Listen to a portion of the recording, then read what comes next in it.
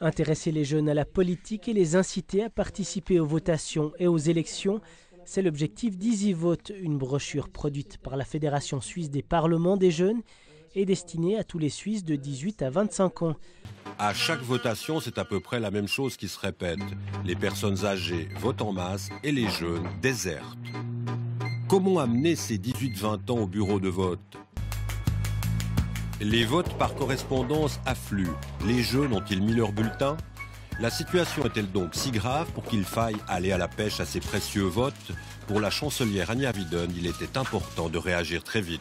La situation est grave. Les jeunes entre 20 et 30 ans, en 2013, seulement 31% se sont rendus aux urnes, alors que 70% des personnes entre 70 et 75 ans ont exprimé leur voix.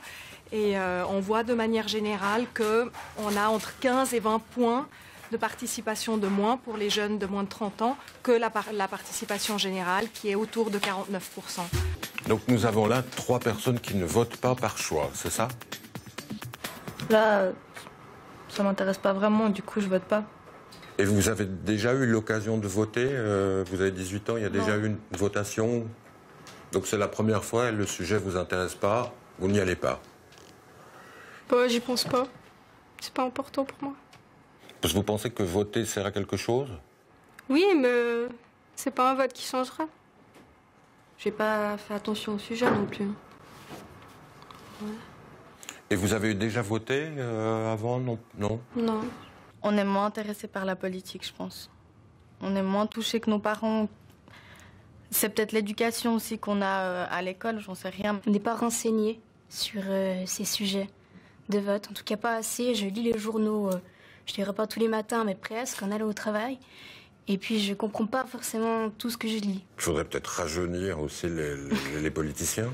Aussi peut-être, qui nous parlent plus comme des jeunes, non, je sais pas, mais qui soient peut-être plus clairs et puis qui tournent pas forcément trop autour du pot.